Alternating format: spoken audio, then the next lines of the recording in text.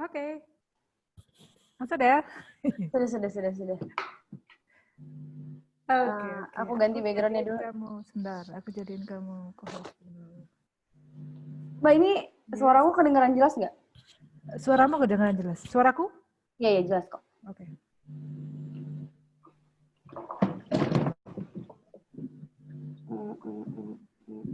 Mana?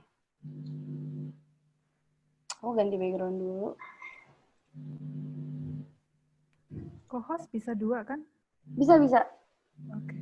Aku juga nggak tahu nih kenapa dia nggak bisa masuk Zoom-nya. Tapi grup bener nggak anunya, linknya? Bener kok. Coba aku forward lagi ya. Oh ya Mbak, tadi ada pesan dari Kak Fani, katanya udah diinfokan ya untuk pendampingan yang di minor. Udah. Tapi belum ada yang masuk, coba di remind dulu. Sudah barusan aku remind. Barusan aku WA. Maciu. Aku mau ngapain sih tadi? Oh ya, ganti background. Astagfirullahaladzim. Veronica masuk.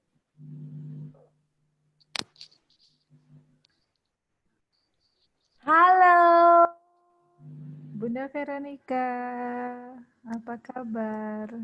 Oh, di sana panggilannya Mama. Mama. Iya, di sana panggilannya Mama. Halo Mama. Kok aku nggak bisa sih pakai ini background. Aku ganti background dulu sambil kita menunggu yang lain ya, kakak-kakak. Yes.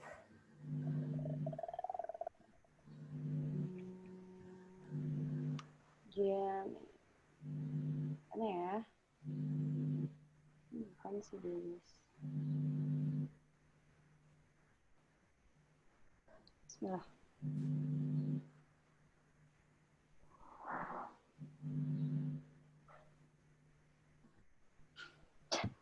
Oh, jadinya begini. Kenapa? Jadinya begini. Kenapa begini jadinya? Kenapa? Nggak tahu aku. Ini kenapa? Udah deh, nggak usah pakai background dulu kalau gitu. Oh my god, kenapa aku begini? Kamu nggak pakai ini, warna hijau. Oh iya betul, aku putih. Yes. Ya udah deh, nggak usah dulu. Apa deh? Okay. Ya Allah, belum. Dia kayak Casper. Mengerikan. Oke, Mbak Ais, info untuk Manggarai sekarang sedang mati lampu. Tadi aku ada. Oh iya. Jadi semisal kita tunggu mungkin sekitar 5 menit ya, 5-10 menit. Siap. Kalau misalnya belum ada yang masuk, mungkin kita bisa record aja sampai nanti materinya kan akan ada di website. Nah, nanti biar bisa belajar. Karena kalau mati lampu kan mereka, ini tadi ada Kak Vero menggunakan handphone, jadi terbatas ya, dan untuk beberapa minggu ini sinyal di Manggarai juga kurang baik sinyalnya, jadi lumayan sulit untuk mereka mengikuti dengan baik. Hai Kak Vero, boleh di-unmute dulu? Selamat siang. Selamat siang, kita lama tidak bertemu. Sudah hampir. Gimana Kak? Apa kabar sayang? Apa kabar? Baik, di sana gimana kabarnya? Baik sayang, hari ini agak mendung dan mulai hujan rintik-rintik yang sudah lama kami rindukan. Bagus, jadinya sejuk. Tapi bagaimana perkembangan homestay di sana? Oke. Untuk sementara homestay masih belum tersentuh oleh bookingan online. Ada 1-2, tapi itu pun walking guest, bukan online booking. Jadi jauh dari apa yang kita harapkan. Sekarang ada banyak kegiatan dari pemerintah pusat, tetapi itu mereka sendiri dari pusat yang booking kamarnya. Dan ini yang sangat kita, sehingga hotel-hotel besar yang menikmati ini bookingan seperti ini. Kita yang lain yang paling kecil tidak tersentuh sama sekali. Sehingga ya tidak terasa apa yang sedang digiatkan oleh pemerintah itu untuk sementara waktu. Tapi untuk tamu-tamu dari luar apakah sudah mulai datang atau Kalau sebelumnya mancanegara kan full sekali di Labuan Bajo, sayang. Sekarang sama sekali tidak, belum ada. Iya, mungkin karena belum dibukanya international flight penerbangannya, mungkin itu juga ada pengaruhnya. Dari luar itu belum, sama sekali belum. Dari NTT sendiri itu tadi ada kegiatan pemerintah pusat, dari pemerintah daerah di sini, tapi itu hanya hotel-hotel tertentu, yang kecil-kecil itu tetaplah dia dibawa terus saja jadi. Tapi itu sedihnya musim seperti ini. Mudah-mudahan nanti ada perubahan. Setelah ada vaksin, itu yang kami doakan dari ini. Setelah ada vaksin, nanti saya yakin semua orang sudah mau sudah kepingin jalan-jalan, Kak. Karena sudah ini ya, sudah apa? 6 bulan loh. Iya, udah dikurung. Aku ingin keluar. Betul, sayang, betul. Anak-anak sekolah aja udah kepingin masuk gitu loh, yang udah kepingin ketemu sama teman-temannya gitu. Karena sudah suntuk terlalu lama self quarantine. Aduh, ada sekolah-sekolah swasta yang jalankan Zoom online itu buat sekolahnya. Tapi ada lebih banyak sekolah yang masih hanya beri tugas saja. Nah, orang tua di sini selain harus gopok-gapa kiri kanan cari nasi, harus juga dampingi anak-anak yang harus ada dapat tugas. Seperti itu, jadi ya lumayan juga sibuknya. Iya, betul. Terima kasih sekali sudah meluangkan waktunya untuk ikut kegiatan ini ya, Mama ya. Semoga ilmu yang kita berikan bisa bermanfaat, semoga bisa membantu ya paling tidak sedikit lah untuk di masa-masa pandemi kayak gitu. Semoga kita akan bertemu secepatnya. Ya Mbak Is ya. Ya. Kita ini kan tipikal anak yang suka jalan-jalan gitu. Nggak bisa diem ya bocahnya ya. Nggak bisa diem, jadi itu kalau ya Allah kayak gitu ya nggak bisa kemana-kemana gitu. Harus ke Labuan Bajo, indah, cantik. Aku sudah 2 kali ke Labuan Bajo. Ayo sayang, lagi, jangan bosan-bosan. Betul. Insya Allah akan ada kesempatan lagi buat main-main ke Labuan Bajo ya. Mungkin Desember ketika kita libur panjang. Amin. Chef Komodo selalu siap. Terima kasih. Main ke tempat mama ya. Asik deh kayaknya. Mbak Ais, mungkin bisa kita mulai aja. Sekarang sudah pukul 13.20 ya. Ini Mbak Ais di studio tah? Enggak, aku di rumah. Langsung saja, Kak Veronica, kita private ya. Jadi kalau Kak Veronica ada yang ingin ditanyakan atau ingin langsung menyangga, boleh ya, Mbak Ais ya? Langsung aja nanti. Langsung ditanyakan aja. Oke, kalau gitu silakan Mbak Ais. Oke, itu kan gini, kita nanti hari ini belajar tentang bagaimana sih teknik penulisan efektif. Kenapa sih kita perlu belajar tentang penulisan? Aku share materi ya. Di sini mungkin bisa langsung dilihat slide saya sebentar. Nah, kita hari ini akan belajar tentang bagaimana menulis di media sosial yang baik atau yang efektif ya, terutama ketika kita punya media sosial seperti Facebook, Instagram, terus website gitu ya. Nanti pelan-pelan kita berbicara bagaimana prosesnya orang itu dari kita menawarkan produk sampai mereka mau membeli produk kita. Oke, kita mulai aja. Hari ini nanti saya akan memberi materi sedikit tentang konten media marketing. Nanti kita coba mempelajari ini teknik kayak komunikasi ya, ilmu komunikasi, tapi sedikit aja, nggak terlalu banyak saya mendalam, hanya overview aja nanti kayak gitu. Macam-macam media konten dan strategi AIDA, ada strategi untuk digital marketing seperti itu. Kemudian copywriting, bagaimana sih kita memilih tema, terus kita membuat kalender media untuk yang akan kita posting, dan juga terus membuat konten. Kemudian kita ada sedikit tips nanti teknik penulisan yang efektif itu bagaimana.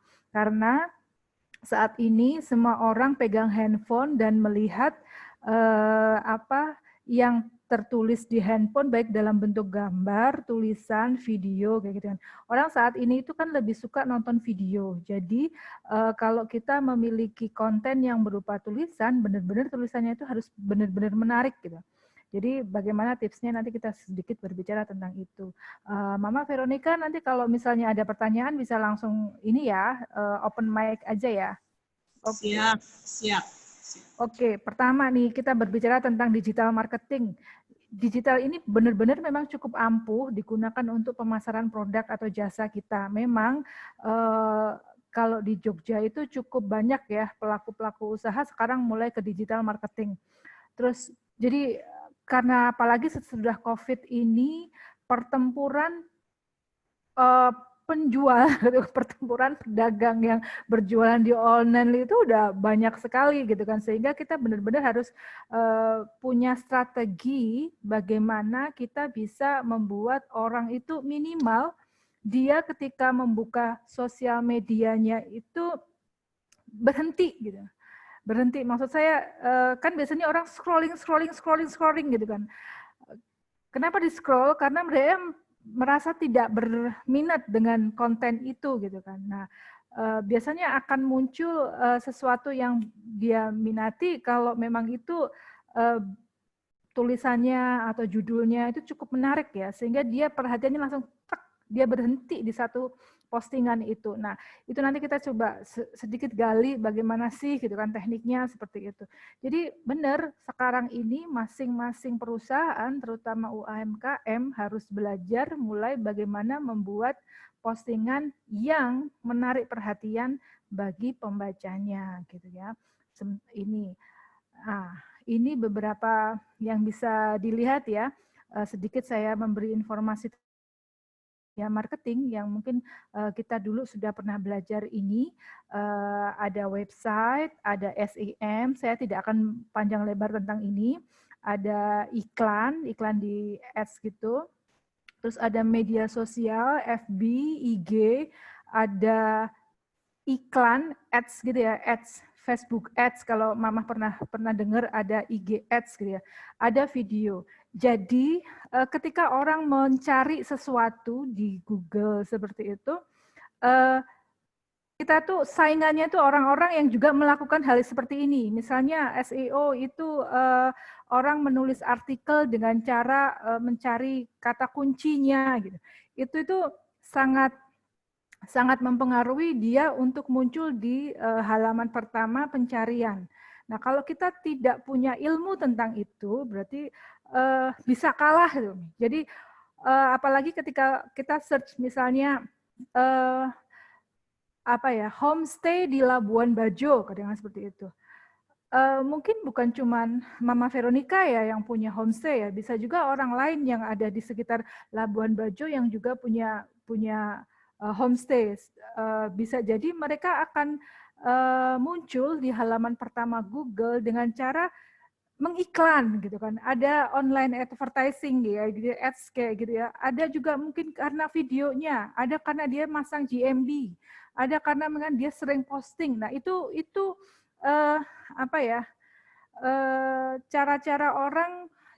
cara-cara yang dilakukan oleh orang untuk orang itu masuk ke website atau Instagram atau informasi yang kita berikan.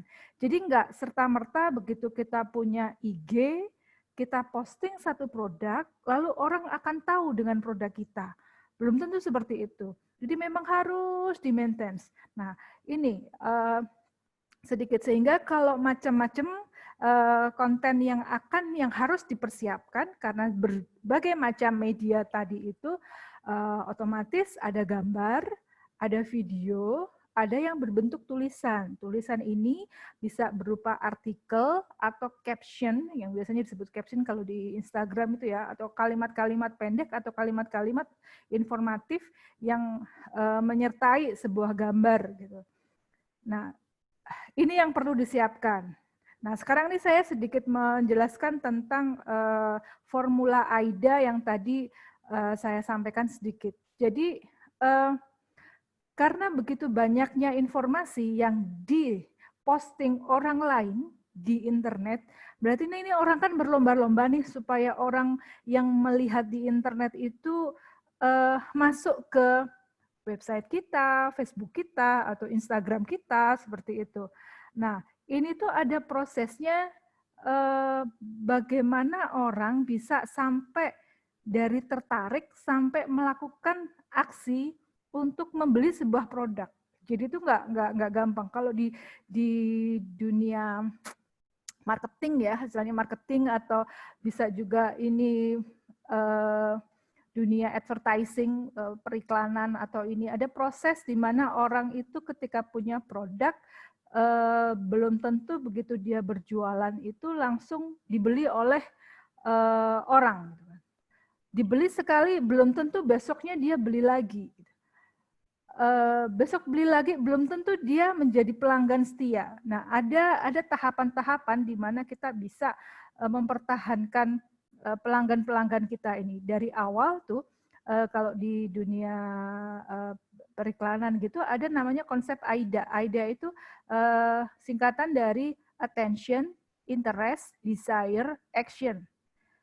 Nah, awal-awal seperti kalau orang membuat iklan gitu ya, kadang-kadang dia belum langsung berpikir tentang jualan, tapi masih ingin membuat targetnya, calon pembelinya itu menerima pesan atau mengetahui paling nggak produk kita, brand kita. Kemudian kalau sudah beberapa kali kita sampaikan itu, gitu kan, mungkin mereka mulai tertarik. Interest di sini. Khalayak mulai tertarik, berminat untuk mengetahui lebih jauh.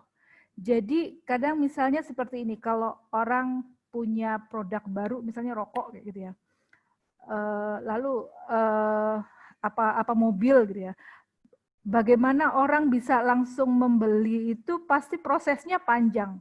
Jadi ada informasi dulu gitu kan, oh brand yang terpercaya dulu gitu kan, ada yang membuat begitu orang tertarik, ternyata mobil ini yang seri yang terbaru dari Toyota itu bisa untuk yang seperti ini ya, ada family dan yang lain-lain seperti itu ya.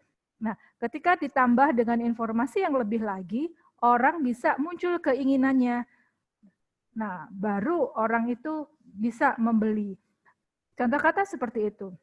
Seperti ini, misalnya ini, ide model gitu ya. Pertama orang melihat promo, kemudian orang tertarik mengunjungi website atau datang ke tempat kita. Lalu mulai orang curious, penasaran, dan mulai muncul keinginan untuk membeli. Baru kalau memang benar-benar dia tertarik, dia mulai menjadi pelanggan. Jadi lihat segitiga ini, itu tuh kalau kita bisa melihat attention ini mungkin kita bisa memberikan attention kepada orang lain ya, tapi kesini yang melakukan action pembelian itu bisa mengerucut gitu kan, jumlahnya mungkin tidak sebanyak orang-orang yang sudah mengetahui informasi yang kita berikan. Maksudnya seperti ini. Jadi ketika kita berjualan itu kadang ada Mama pernah tahu kalau orang misalnya saya jualan donat, ini donat harganya 2.000. Siapa yang mau beli 2 nanti saya diskon 1 gitu. Atau beli ini nih. Ini adalah cara berjualan yang langsung atau orang bilangnya hard selling, yang langsung jualan. Nah, ketika cara menjual seperti ini mungkin bisa dirasakan kalau teman Mama misalnya ikut grup WA ya, grup WA terus ada banyak yang posting foto kemudian langsung berjualan yang dijual ini harganya seperti ini orang yang langsung seperti itu, mungkin orang juga malah justru tidak berminat ya, karena orang langsung menganggapnya ini jualan kayak gitu kan. Nah, seringkali di WA group kalau ada orang yang melakukan hal seperti ini tuh langsung scroll atau langsung skip dan dibersihkan ya chatnya gitu kan. Nah, ini namanya hard selling. Nah, sebelum melakukan hard selling, ada baiknya kita tuh melakukan soft selling, ya ini menarik perhatian, menarik desire dan menarik ketertarikan orang-orang untuk produk kita. Itu namanya seperti itu. Jadi di dalam brand itu kita membuat soft selling dan hard selling. Sebelum hard selling, sebelum benar-benar menawarkan produk, kita tuh ada kayak istilahnya kalau orang ini tuh ada istilahnya kayak pendekatan gitu loh. Kalau orang mau deketin orang gitu ya, misalnya gitu orang cowok deketin cewek itu namanya pendekatan lah sebelum dilamar kayak gitu loh. Nah, itu perlu dilakukan apalagi kalau misalnya kita mempunyai produk seperti tempat-tempat servis seperti homestay gitu kan atau wisata gitu kan. Bagaimana orang tertarik datang ke tempat kita itu perlu diedukasi dulu. Nah, cara mengedukasi berarti kan memberikan informasi. Nah, ketika memberikan informasi berarti cara membuat informasi itu berarti juga harus menarik gitu kan. Dalam hal tulisan, gambar, video seperti itu tadi. Jadi konten gitu kan. Kalau kita punya sosial media, jadi isinya bukan hanya sekedar hard selling saja atau jualan, oh tak posting donat terus harganya donat saya segini. Enggak seperti itu, tapi akan lebih baik ada pengenalan-pengenalan sebelumnya. Oh misalnya bagaimana sih, kalau sekarang itu orang kadang-kadang menunjukkan bagaimana tempat pembuatannya, lokasinya, gitu seperti itu. Nanti kita mulai bagaimana membuat tema. Kira-kira paham nggak, Ma, prosesnya orang untuk menarik ya, untuk tertarik membeli produk kita itu kadang-kadang tidak langsung gitu. Dan ini biasanya juga bisa dialami itu teman-teman yang masuk ke WA group misalnya, kalau ada banyak orang yang langsung hard selling kayak gitu, orang tidak tertarik. Oke, kita lanjutkan. Nah, di materi kedua kita bagaimana sih memilih tema agar kita bisa membuat materi soft selling yang berupa copywriting ya, tulisan untuk calon pelanggan kita. Sebelum membuat konten marketing, Anda harus menentukan tema yang sesuai dengan tujuan marketing itu dibuat agar tepat sasaran dan mencapai target yang diinginkan. Secara sederhana, agar konten marketing itu berkesinambungan, Anda harus menyiapkan tema-tema yang akan diposting. Misalnya seperti ini. Jadi, teman-teman bisa menyiapkan materi-materi yang akan diposting di sosial media atau website. Contohnya misalnya, berdasarkan keunggulan produk. Jadi misalnya kalau Mama punya homestay ya, gitu kan, homestay Mama itu kelebihannya apa sih? Gitu. Daripada homestay yang lain, servisnya apa? Nah itu mungkin bisa ditulis sehingga Mama tahu produknya, keunggulannya itu apa. Kemudian berdasarkan manfaat produk, ini misalnya nih contohnya misalnya kosmetik gitu kan, apa yang bisa digali dari produk itu gitu kan. Oh manfaatnya misalnya oh bisa membuat cerah gitu kan, oh bisa melangsingkan, oh apa gitu. Ini salah satunya. Terus bisa juga kita membuat tema-tema berdasarkan kalender event atau kalender budaya. Contohnya nih Mak, kalau di Jogja itu kan kegiatan-kegiatan budaya itu banyak sekali. Saya pikir di sana juga seperti itu ya. Jadi kalau orang itu dari sebelum menikah atau bahkan sebelum jauh menikah kayak gitu kan sampai orang meninggal, ke sekian tahun orang meninggal itu proses kegiatan budaya dan agamanya itu banyak sekali. Ada kalau misalnya orang hamil gitu kan 4 bulanan, ini Mama masih lebih tahu ya, di sana mesti ada ya.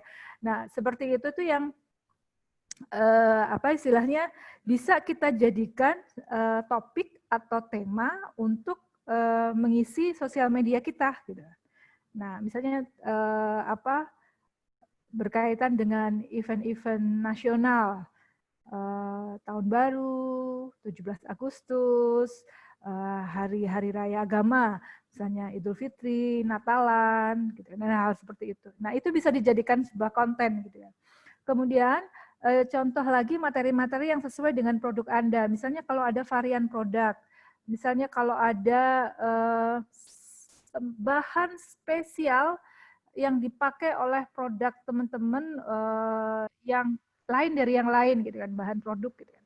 Kondisi lokasi pembuatan, hobi dari target market. Nah, itu bisa dipakai. Nah, jadi biasanya kalau saya mengajarkan materi copywriting ini, saya akan minta teman-teman itu membuat list atau data kira-kira apa saja sih tema-tema yang bisa dipakai untuk membuat konten. Nah, itu sih ditulis, dibikin di satu buku tertentu yang itu misalnya kalau kita misalnya kan kadang-kadang kan UKM itu selalu nggak tahu ini yang mau diposting tuh apa ya gitu kan, Instagramnya diisi apa, bingung. Nah itu dibikin saja list tema sehingga kita nggak mati gaya kalau kita nggak punya tema-tema atau tema-tema yang kemarin sudah dipakai seperti itu. Kalau dengan punya bank tema seperti itu. Nah ini contoh nih. Contohnya 3 jenis konten media sosial yang kita rujuk berdasarkan tujuannya. Misalnya seperti ini. Ini tujuannya untuk promosi. Bisa dilihat dari branding toko, launching produk baru misalnya. Promosi produk unggulan, misalnya ada kalau produk-produk terbaru, ada produk-produk yang ini. Nah, ini bisa dipakai nih hal seperti contoh promosi diskon. Ini contoh ya. Kemudian untuk branding produk. Nah, isi yang di sini itu tidak melulu tentang jualan, tidak langsung mengatakan oh ini harganya segini, tapi hanya memberikan informasi dulu gitu kan. Info produk kita nutrisinya, spesifikasi produknya gitu kan. Update tokonya, misalnya tokonya ada di mana, macam-macam atau varian produknya. Nah, ini bisa ditulis nih. Ini juga bisa menjadikan satu tema tersendiri. Kemudian misalnya ada update berita terbaru apa nih kayak gitu. Sedikit disampaikan di situ. Ada quiz, ada polling, mungkin ada game. Nah, itu bisa dijadikan salah satu contoh-contoh konten yang bisa dipakai untuk materi di media sosial kita, gitu kan. Sehingga kita nggak mati gaya kalau kita harus posting. Kenapa? Karena kalau orang mencari di Google Search ya, itu postingan yang terbaru biasanya yang akan muncul. Itu ada kalau ada urut-urutannya itu mah biasanya yang iklan dulu nih, yang bayar gitu kan, yang SEO, SEM gitu, iklan dulu nih yang berani bayar, dia akan dimunculkan di paling atas. Kemudian diikuti oleh GMB dari lokasi terdekat yang ada di situ. Kemudian terus ke bawah itu postingan-postingan terbaru. Jadi kalau kita punya Instagram, kita punya web, terutama kalau tidak pernah diupdate, misalnya kita itu tulisan bertahun-tahun yang lalu, nah seperti itu mungkin akan susah masuk ke halaman pertama, dia mungkin bisa masuk ke halaman berikutnya yang kadang-kadang orang tidak mencari, karena orang akan lebih memilih 1 atau 2 halaman pertama pencarian seperti itu. Nah, karena mungkin dianggapnya yang sudah lama-lama itu sudah tidak update atau tidak menarik. Nah, seperti itu. Nah, kalau sudah punya berkumpulan tema-tema seperti itu, akan lebih baik kalau kita membuat content plan atau kalender media yang bisa dibuat sesuka teman-teman, sesuka mama. Misalnya kita bisa bikin tema bulanan, tema mingguan, atau postingan harian, seperti itu bisa tuh dibuat. Misalnya dalam 1 bulan kita mau topik tentang apa ya, gitu kan. Terus kemudian 1 minggu kita topiknya apa dulu, nah gitu. Itu bisa tuh dibuat sehingga kita nggak mati gaya dalam 1 bulan itu kita sudah tahu oh materi-materi yang akan ini. Nah ini akan sangat mudah sekali kalau misalnya nanti Mama punya tim atau orang-orang yang bisa megang sosial media atau teman-teman ya teman-teman UKM kan biasanya dipegang sendiri tapi suatu saat pasti ketika usahanya sudah mulai besar dia akan membutuhkan tim ya atau admin sosial media gitu. Nah, dengan punya hal-hal seperti ini akan lebih mudah untuk mendelegasikan tugas dan mengontrolnya seperti itu. Nah, sampai di sini mungkin Mama ada pertanyaan? Untuk sementara ingin ikut terus saja dulu sayang, ikut terus saja dulu. Bagus ini, tertarik sekali, menarik. Okay. Terima kasih, Ma. Jadi kira-kira seperti itu ya. Jadi tadi sedikit saya ulangi, sebelum orang membeli, kita harus membuat orang tertarik dulu dengan minimal brand kita gitu kan, ada brand awareness, ada product awareness seperti itu. Nah, baru orang itu masuk ke tahap pembelian gitu kan. Kadang-kadang kalau kita terlalu lebay terus nawarin Mbak jualan itu kayak gitu tuh juga orang juga risih ya, nggak begitu ini. Nah, ini cukup bagus untuk mengelola media atau konten teman-teman. Oke, saya sekarang masuk ke materi berikutnya. Teknik penulisan yang efektif. Saya tidak akan menggunakan teori yang terlalu jelimet karena kalau saya sih lulusannya sastra bahasa gitu. Memang ada teknik menulis yang A, B, C dan sekian gitu. Tetapi pada intinya kita buat dipermudah dulu bagaimana sih konten atau tulisan singkat. Di sini saya mengambilnya ke caption yang bagus itu yang bagaimana gitu kan. Pertama ya sama seperti foto ya. Orang akan tertarik melihat postingan kita kalau foto itu menarik gitu kan. Seperti halnya foto, tulisan ada yang bagus, ada yang tidak bagus. Tulisan dianggap bagus oleh pembaca apabila tulisan itu cukup membuat pembaca tadi seperti yang saya sampaikan tertegun dan menyelesaikan bacaannya sehingga selesai. Nah, ini tantangannya, bagaimana kita bisa membuat sebuah tulisan yang membuat pembacanya itu berhenti dan menyelesaikan gitu kan. Kadang-kadang ada yang cuma scroll gitu kan. Ah, ini paling gosip, ini paling ini. Orang sudah bisa menebak isinya. Nah, kalau seperti itu tulisan itu sudah nggak bakalan dibuka oleh orang. Terlebih lagi ketika website ini bisa dipakai untuk cari duit ya. Jadi orang itu kalau ngeklik iklan artikel seseorang tuh masuk ke web, nanti ada iklan yang dilihat oleh pembaca dan yang punya web itu bisa dapat fee dari produk-produk yang memasang iklan di situ gitu kan. Nah, oleh karena itu orang atau penulis itu akan berlomba-lomba bagaimana menarik perhatian dari calon pembaca. Nah, ini yang dilakukan orang-orang di sosmed nih. Makanya pernah kan misalnya kayak saya tuh kemarin kayak lihat istrinya Sule waktu meninggal itu kan berita tentang dia itu kan begitu tek orang tuh kalau bergosip kok kayak cepet banget ya bikin konten ya. Itu kan sesungguhnya itu beritanya cuma itu aja, tetapi gaya tulisannya tuh dibikin ternyata ditemukan. Nah, judul-judul yang seperti itu dibuat oleh penulis supaya orang kaget, ada apa ya, membuat orang penasaran, terus buka, klik, dia dapat duit dari situ karena dia webnya itu dipasang iklan seperti itu. Nah, itu ada memang seperti itu. Jadi memang kadang-kadang kita sebagai masyarakat memang perlu hati-hati ya ketika berita-berita yang terbaru yang kelihatannya populer dan sangat spektakuler atau kontroversial gitu-gitu, itu tuh jangan-jangan memang sengaja dibuat gitu. Bisa jadi seperti itu, bisa jadi enggak. Jadi apalagi di dunia online seperti ini ya. Nah, pertama dalam membuat caption sebaiknya itu tulisan Anda harus tentu menarik. Bagaimana menarik itu selera orang dengan orang yang lain beda. Sekarang yang lagi boom kemarin itu tentang kata anjay yang dipermasalahkan oleh seorang aku nggak tahu dia profesinya dia apa sesungguhnya, dia itu siapa sih, tapi tiba-tiba dia heboh. Iya, tiba-tiba heboh anjay aja ya pokoknya. Tiba-tiba heboh sehingga orang yang ke awalnya tidak peduli dengan kata ini menjadi penasaran dan malah justru bukan menghindari kata itu, malah justru menggunakan kata itu karena memang saya pikir kalau saya sebagai orang bahasa, saya melihatnya orang itu pasti punya istilahnya ya insting bahwa yang diucapkan ini bagus atau tidak gitu kan, karena bahasa Indonesia itu memang ada seperti itu. Kebun binatang itu di Jawa Timur, saya orang Jawa Timur, bisa menjadi kata-kata makian gitu. Nah, itu begitu begitu heboh gitu kan.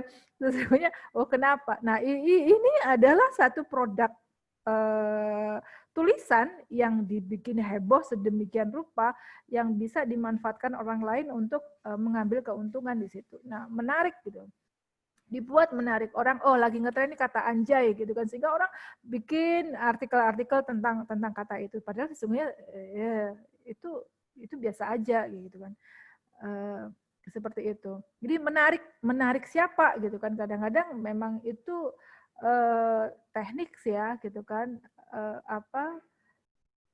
istilahnya kata menarik itu kan relatif ya, jadi menarik menurut siapa gitu kan, di mana dan kapan gitu kan.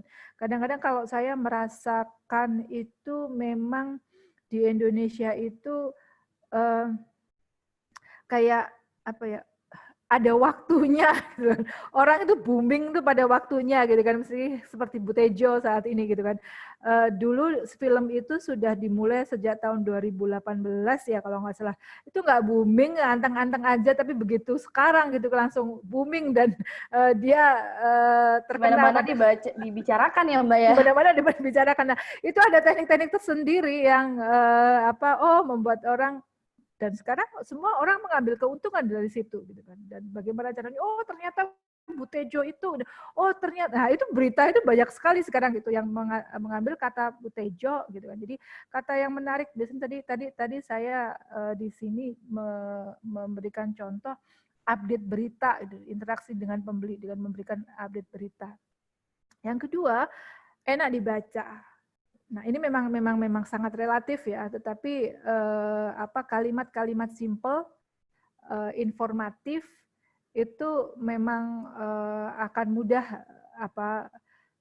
dipahami atau diminati oleh orang.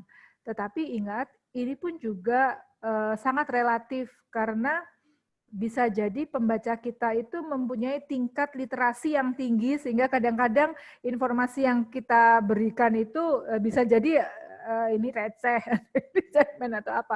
Tapi memang perlu hati-hati. Kemudian yang ketiga, menimbulkan hasil pembaca untuk menggali lebih jauh tentang isi tulisan.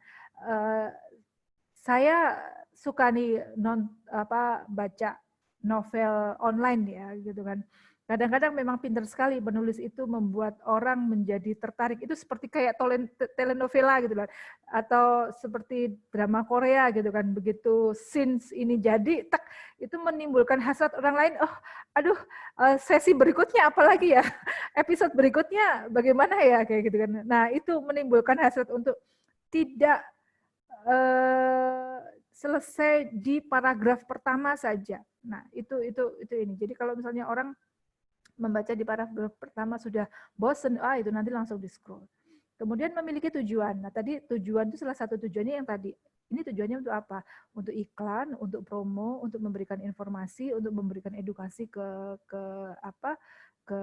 peserta atau untuk apa. Kemudian hati-hati jika tulisan punya potensi kontroversial. Ini contoh tulisan itu. Jadi tulisan itu tidak ini ya, caption yang kemarin yang cukup heboh itu tentang klepon yang dianggap tidak syar'i.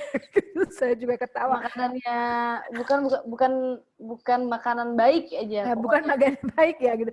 Artinya dia salahnya seperti ini. Jadi kadang-kadang harus hati-hati, jangan sampai iklan kita atau informasi atau tulisan kita itu justru membuat produk pedagang lain itu lebih laku daripada produk kita. Saya rasa yang membuat iklan tentang klepon itu bunuh diri. Karena dia menjual kurma tetapi tidak memuat foto kurma yang membuat orang kepingin makan kurma, tapi dia memuat foto klepon yang justru orang kepinginnya makan klepon. Sehingga seperti itu habis gitu kan orang pada posting foto klepon ya, aku tadi beli klepon di pasar ketemu ini dan yang lainnya dan tukang klepon di pasar itu menjadi lebih apa laris gitu kan daripada kurmanya. Nah ini satu kasus yang cukup menarik ya. Jadi ketika kita membuat sesuatu, apakah itu foto ataupun caption atau tulisan-tulisan itu memang perlu difikirkan gitu kan. Apakah produk kita ini justru laris karena iklan kita atau justru produk pesaing yang ini.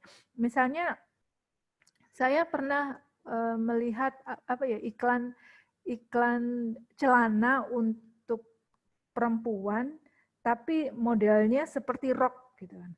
Nah, iklannya itu sedikit apa ya tidak pro perempuan lah kayak gitulah istilahnya, sedikit tidak mengenakan gitu kan, sehingga para pembacanya itu justru lebih kontra, sehingga produk itu bisa menjadi gagal jual karena salah iklan, dan itu memang sering sekali ya bukan hal sesuatu yang ini ya, kadang-kadang memang iklan tuh memang kayak uji coba seperti itu ya. Ini ternyata responnya berbeda dari yang ini. Oke, saya lanjutkan. Nah, ini contoh nih, saya sedikit memberi contoh beberapa. Ini ada orang jualan, ketika orang sudah jualan buah nih. Jadi dia jualannya ready mangga yang mau siap antar gitu. Saya tidak tahu apakah dia sengaja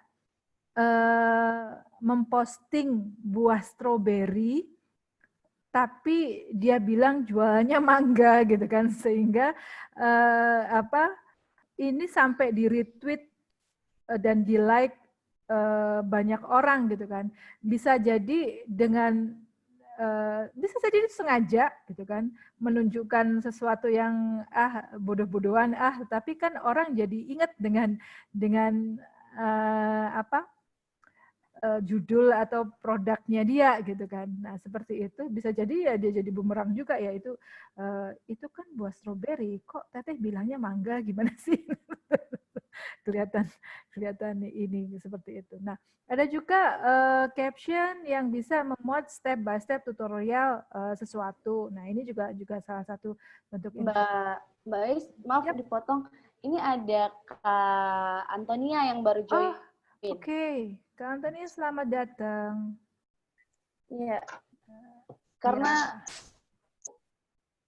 di sana sedang mati lampu katanya. Mati lampu jadi ya. Mungkin ada sayang sekali. Nanti materi bisa dilihat di web ya. Oke, kita bisa posting di web nanti. Seperti itu, kita lanjutkan. Kakak Antonia, tadi kita berbicara tentang tulisan yang ada yang bisa kita kemas di media sosial kita nih Kak Antonia. Oke, lanjut aja ya. Ini contoh-contohnya aja. Ini contoh nih. Dari sini tuh foto sudah bisa membuat orang ngiler ya, kepingin makan ya. Kemudian dia hanya menginformasikan di mana, berapa lama, gitu kan. Dinner resolve, check out, and yummy, receive, nah seperti ini. Ini satu yang informatif saja. Dan ini menunjukkan keindahan, ya. Dimuat satu quote-quote yang bagus gitu kan. Nah ini bisa juga nih kalau misalnya Mama Veronica lingkungan di tempat usahanya punya pemandangan yang bagus, ini bisa nih jadiin tema gitu kan, di foto, kemudian diberi caption sedikit gitu kan tentang keindahan, tentang ciptaan Tuhan. Nah hal-hal seperti ini bisa dijadikan satu materi atau tema tersendiri gitu. Seperti itu. Jadi orang bisa tertarik, oh ada apa sih yang bisa dilihat di sana. Gitu. Oke. Terus itu tadi tuh caption yang kecil-kecil ya. Sekarang saya sedikit memberikan bagaimana dengan tulisan yang lebih panjang atau kita sebut biasanya artikel. Apa sih tips-tipsnya? Sebetulnya tidak jauh beda ya dengan caption. Agar tulisan dibaca oleh orang lain, selain syarat yang sudah ada tadi yang sudah saya sampaikan, mungkin ada beberapa hal yang perlu diperhatikan. Contohnya, satu, tulisan haruslah asli karya Anda atau orisinil. Ini urgent sekali untuk teman-teman yang mau membuat tulisan sebentuk artikel ya. Anda harus melindungi hak cipta orang lain jika Anda mau menulis artikel, karena orang lain pun juga akan melindungi hak cipta Anda, gitu kan? Karena ini ada bagian dari etika. Kalaupun kita mengambil informasi dari artikel-artikel lain, nah kita bisa memberikan informasi yang apa istilahnya, dari mana kita mengambil itu. Itu siapa yang ngomong, kan? Itu diambil dari mana informasi itu. Nah, itu akan lebih bagus karena saat ini cukup banyak beredar tulisan-tulisan di internet yang orang dengan mudah bisa mengambilnya, gitu kan. Tetapi asal tidak copy paste secara 100% ya, gitu kan. Kita harus bisa mengemas dengan kalimat-kalimat kita sendiri. Yang kedua, membuat headline atau judul yang kuat. Tadi seperti saya sampaikan bahwa sebuah artikel itu akan diklik oleh orang ketika judulnya itu cukup menarik, heboh, gitu. Ternyata ditemukan. Nah, biasanya kalimat-kalimat seperti itu yang membuat orang lain tertarik, gitu ya. Judul memiliki peran yang cukup besar dari sebuah artikel. Kekuatan dari judul itu menentukan apakah orang akan membaca artikel itu atau tidak. Nah, namun jangan asal membuat artikel dan membuat kontroversial ya, karena ini bisa menjadi bumerang bagi kita sendiri. Jadi memang harus pelan-pelan. Kalau misalnya, karena apa? Orang sekarang dengan mudah bisa komen ke laman kita gitu kan. Orang bisa melihat gitu kan, apalagi YouTube gitu ya. Orang bisa komen dan orang bisa langsung report, lapor kayak gitu-gitu. Memang begitulah seperti dunia netizen gitu ya. Jadi yang ketiga, artikel yang menarik adalah yang bisa memenuhi atau menjawab keingintahuan orang terhadap sesuatu. Misalnya artikel tentang Danau Toba. Ada apa di sana? Ada misteri atau filosofi apa yang bisa disampaikan dari sana? Kemudian apabila dibuat menjadi tulisan yang menarik dan dimulai dengan judul yang kuat, bisa membuat pembaca tertarik untuk menyelesaikan membaca artikelnya. Jadi ketika kita punya satu ya misalnya tempat daerah wisata, apa sih yang bisa dikunjungi orang di dekat tempat kita gitu kan. Tadi Mama Veronica kan homestay ya. Apa sih orang tuh bisa kalau main ke sana tuh yang dilihat tuh bisa apa sih gitu kan. Jangan sampai misalnya orang udah jauh-jauh ke sana tapi dia nggak tahu ada apa-apa, nggak tahu informasi ini itu. Nah, seperti itu. Itu bisa digali tuh lebih banyak. Bahkan dari hal-hal yang simple, misalnya dari pohon atau bunga yang ada di sana atau buah yang ada di sana. Nah, seperti itu tuh bisa digali. Kalau di Jogja itu banyak sekali ya yang bisa dijadikan topik gitu kan, sehingga orang tertarik pergi untuk berkunjung ke sini. Yang keempat, memberikan data dan informasi yang benar. Ada baiknya sebelum membuat artikel atau tulisan, Anda membuat riset kecil dulu agar informasi yang Anda berikan itu akurat dan tidak salah, apalagi menyesatkan. Nah, itu perlu sekali dalam membuat artikel atau tulisan, terutama data-data yang real ya. Misalnya kalau jarak antara rumah ke wisata misalnya, atau tempat wisata itu ada di mana posisinya gitu kan, terus harga misalnya apa gitu kan, terus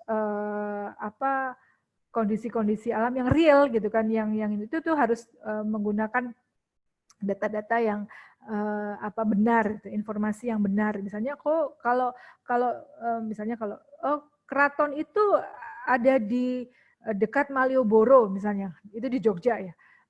Itu benar gitu kan, tapi kan itu harus kita mencari informasi yang benar. Jangan sampai kita kalau keraton itu dekat sama Borobudur. Nah, itu kan orang akan bertanya, padahal keraton jaraknya sekitar 1 jam jauh dari Borobudur seperti itu. Nah, itu perlu di ini.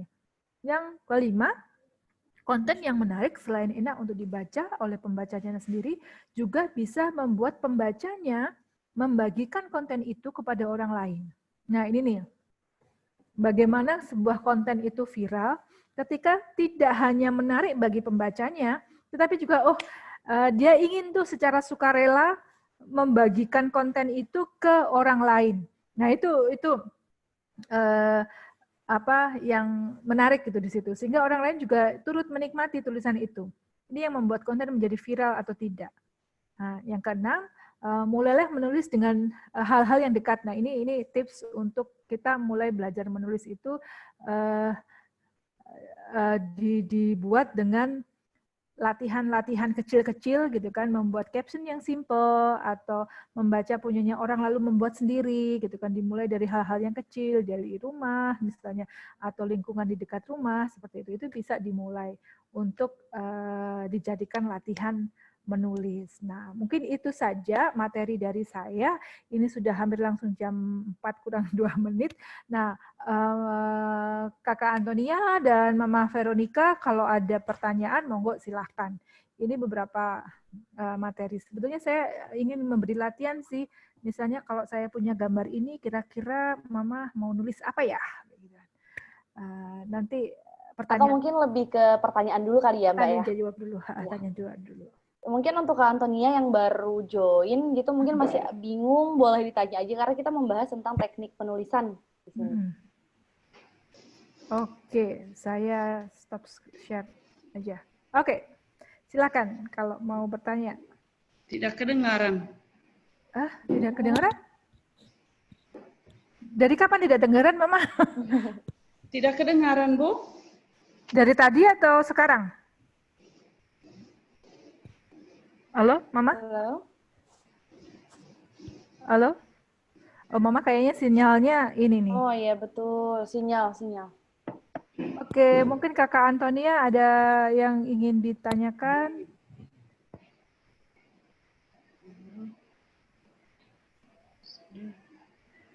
Tidak kedengaran. Ini Mama dari jam berapa ya tidak kedengaran? Oh, baru saja. Ya mungkin iya, tidak apa-apa. Ya, oke, Mama sudah ada tuh, Mama. Ya. Oke, Mama, kalau ada pertanyaan silakan, Ma. Boleh ditulis di kolom chat juga kalau misalnya tidak terdengar suaranya.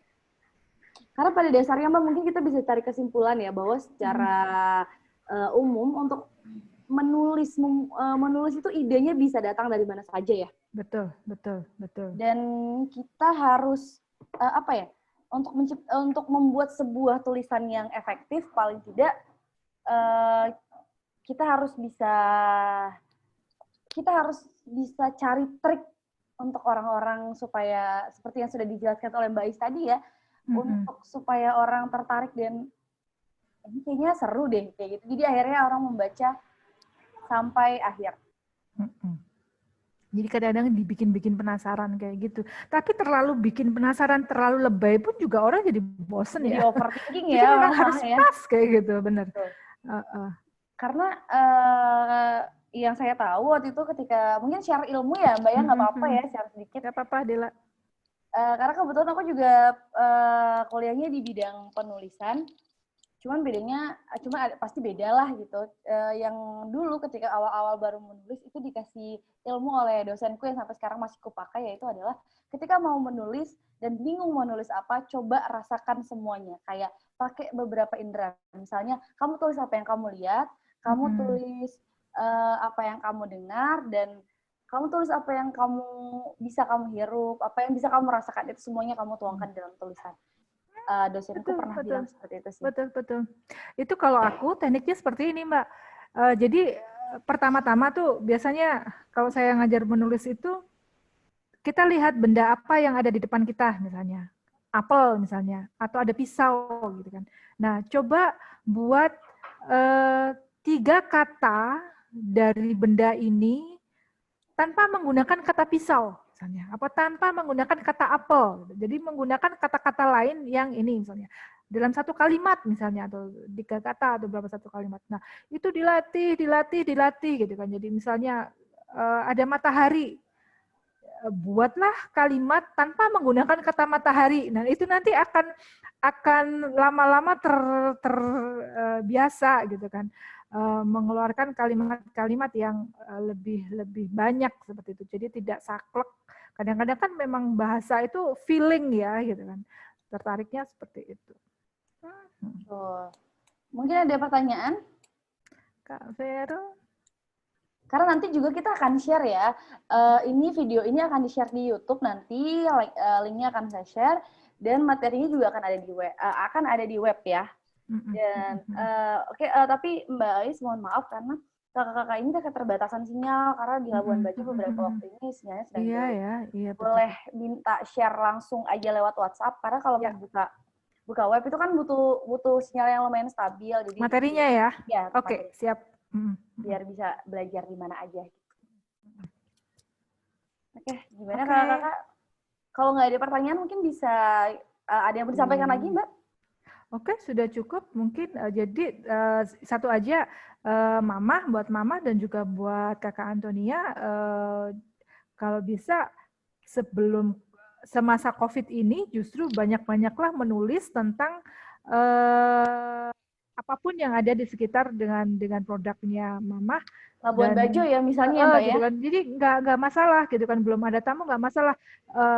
Tapi siapa tahu ini kayak tabungan gitu ya. Jadi siapa tahu nanti pas COVID sudah selesai, mungkin nggak tahu ya selesai atau enggak.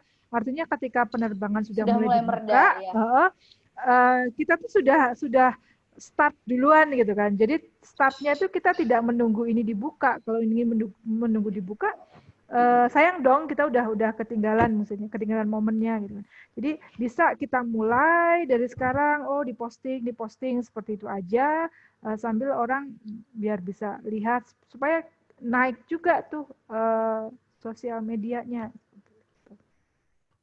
Oke. Mungkin bisa tulis Labuan Bajo seperti apa sih yang bisa didapetin di Labuan Bajo dan lain sebagainya ya. Ya betul. Oke kalau gitu. Sudah cukup ya Mbak Is ya? Ya. Cukup. Oke, kalau begitu terima kasih banyak Kak Antonia dan Mbak Vero juga Mbak Is yang sudah mengisi materi dan berbagi ilmu untuk kita semua. Saya harap ilmunya bermanfaat dan semoga bisa membantu paling tidak sedikit demi sedikit ya. Kita tetap harus semangat untuk terus berjuang. Betul, lebih tepatnya berjuang untuk hidup berdampingan bersama COVID ini. Iya, betul. Terus kreatif, terus explore karena kita nggak tahu rezeki datangnya dari mana aja kan. Betul. Oke, kalau gitu selamat siang, terima kasih semuanya. Terima kasih Dela, terima kasih Mama, terima kasih Kak Antoni. Saya